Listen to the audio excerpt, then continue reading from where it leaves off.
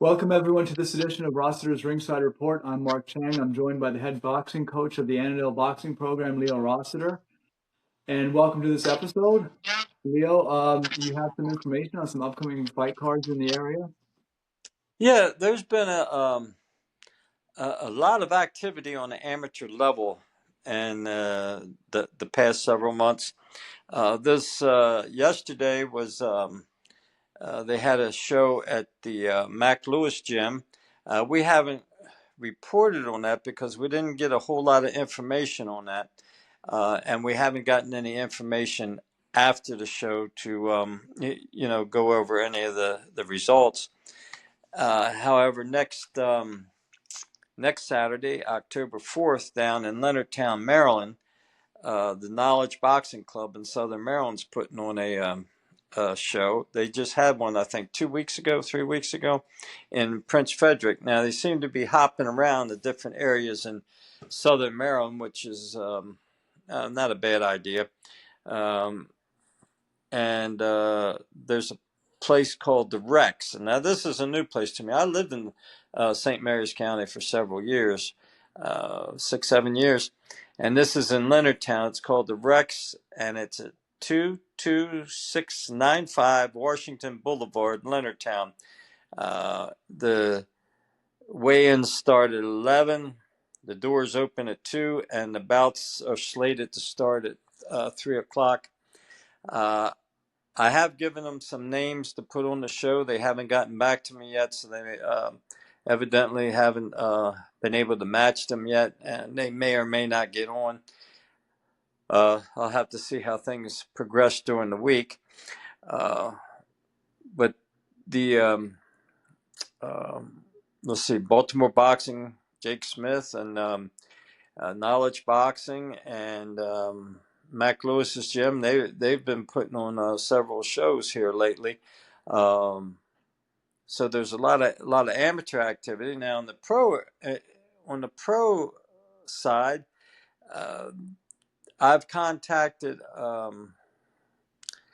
Scott Sigmund, who calls himself Cujo, and I forget what he calls his promotion company, but I've contacted. What's it called? I think it's toe to toe. Toe to toe. I've contacted them, and we talked briefly about one of their shows, and I think we gave them some airtime on that. But before the show, yeah, because there was an amateur show on the same night, and we were talking about how for the people in Northern Virginia, there were some pro fans and there were some amateur fans, so they didn't necessarily conflict with each other. Then they never got back to us about the results of the show or anything, and they've never contacted us again to do any reporting on any of their projects. And there's also Ponytail Promotions in Baltimore, and I have contacted them. I've sent them messages, but they never responded. And the only consistent response we've gotten has been from outside the amateur folks, has been Jeter Promotions, and they keep us informed of their shows. In the last show we were able to broadcast from, and the next show on the November 22nd, we're going to broadcast from there as well. So I think that is what's making them the premier promotional company in the probably the Mid-Atlantic area, because they're the only ones we really know about. And it's not like we got our head in the sands. We've contacted other promotions and trying to keep up with them, but they're the only ones who are working with us on these. And they're putting on good shows, and they got some good guys, and it'll be interesting to see how all this works out in the future. But right now, it seems like Tony Jeter and his wife, a very charming lady, she works right with him, and it seems like they're outworking everybody else. I think that's a you hit the nail on the head. The show was great, first of all. So, you have to have a great product. And, I've heard good things. We saw it last week. I saw for myself excellent fights. He's got a really good matchmaker, Tiberi, and that's well worth the partnership right there. But yeah, they're on top of the social media. They're on top of things like this, and that's the way to do it. And like I said, they got a great product, and they're killing it. So good for them. You said he's using Tiberi out of Delaware. I believe so. I believe that was Yeah, on the card. I've worked with Tiberi before. He's good to work with. Yeah, yeah, yeah. So I mean, you saw the matches for yourself, and they were great. Yeah, they were fantastic. So Yeah, for club shows, they were great. I mean, you couldn't ask for better. right, right. I agree. So outside of the area, some of the higher profile fights coming up. October 25th, there's Sebastian Fundora versus Keith Thurman. I can't really envision a scenario where Thurman wins that fight because he's kind of on the downside of his career. Fundora is really getting better with each fight. Not to mention Fundora's ridiculous size advantage. He's got an 80-inch reach that Thurman's got to get through. It's possible that Thurman can crack him with something because Thurman still does have decent power from what I've seen. But the likelihood of that, I think, is pretty low. So I think Fundora is going to win that one. Then on November 14th, I'm sure we've all heard of the Jake Paul versus Gervonta Davis fight. An exhibition, actually. I personally don't get too excited about exhibitions, so I really don't have much to comment on that. On November 22nd is David Benavidez versus Anthony Yarde. Anthony Yarde being 34 years old, and even in his prime, I don't think would beat Benavidez just because Benavidez is he's not only a volume puncher when he wants to be, but he cracks pretty hard. So I take Benavidez in that one. I don't really see a scenario where Yarde wins that. And then December 27th, interesting fight card from Saudi Arabia. You've got the Monster against Alan Picasso, but also on the card you've got Junto Nakatani, who is in the same, well, one division below, but that's because the Monster moved up. But the Monster isn't doing as good as he was in the lower division, so we'll consider those two in the same division versus Sebastian Hernandez. Uh, Obviously, this is being put together to make a matchup between the Monster and Nakatani eventually. The Monster's in, again, pretty tough. This Alan Picasso guy, he's undefeated. Looks pretty good from, the highlights I've seen.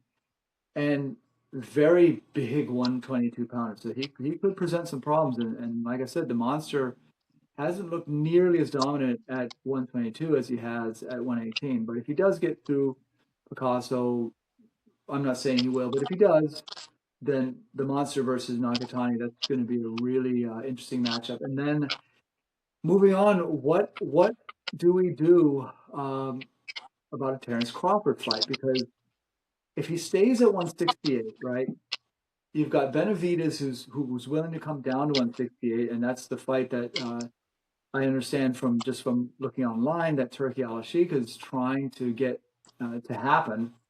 But I think Benavidez is just too big. Remember, Canelo, yeah, he's a 168 pounder, but he started at 154. And even for a 154 pounder, he wasn't necessarily big. He was muscular, he was heavy, but he wasn't dimensionally big.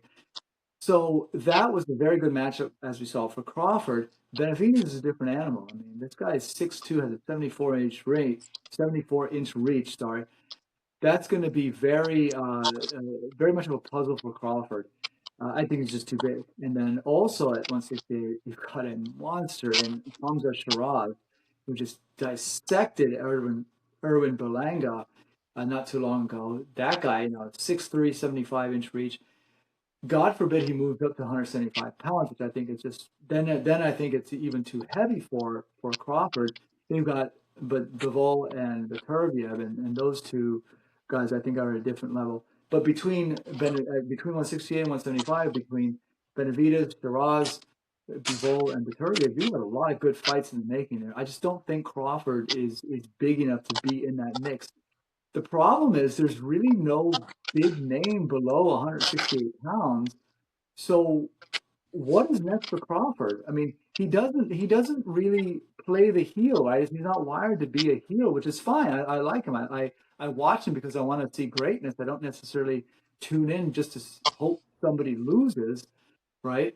Um, but what does he do? Because his last fight with Madrimov reportedly lost millions of dollars. He doesn't have that drawing power of a Canelo. He needs to be fighting a guy like Canelo. He needs to be making a match like with an Errol Spence.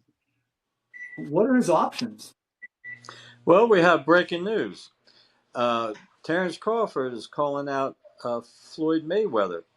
Uh, now, uh, Crawford, it's getting to be sort of a popularity contest, and that's an issue we need to go over on a future episode here about boxing. Uh, and it's like this Jake Paul stuff. I never watch any of those fights because they're no more than circus acts, and I'm not interested in that. I like the skill of boxing, and we're having an issue here where people who back in the 50s, the 60s, guys walk out, they shook hands, they went to the corners, they come out fighting, best man won, shook hands, went home. Uh, then uh, when people came to see those shows because they wanted to see who was the skilled fighter, who was the most skilled. And now it's getting into a popularity contest. So the only and uh, you know like Floyd Mayweather, he couldn't sell a glass of water in the desert. If it wasn't for Ricky Hatton, he wouldn't be where he is today because up until that point, he was only making $350,000 for a title defense. Um, and then Hatton fought him, and he got a big payday. Then he fought De La Hoya, got a big payday. Then he fought Pacquiao, got a big payday. That's how he made the money, by fighting people who were popular. He had no popularity, and he really shot himself in the foot when he beat Hatton. Because as soon as he beat Hatton, he says, "Oh, well, all his fans are my fans now because I beat him." That wasn't necessarily so. It doesn't work that way. Right. So yeah, we have to look at the state of boxing sometime in a future episode. Skill versus popularity. Back to you, my friend. Yeah, so the only thing I would say on this upcoming lineup, and in particular with the Terrence Crawford future opponent, is if Sebastian Fundora just dismantles Keith Thurman, which is a possibility. That could be a fight for Crawford because again, it's a big challenge, but at least Fundora, as big as he is, I mean, he's like 6'5" with an 80-inch reach. As big as he is, he's still able to make 154 pounds.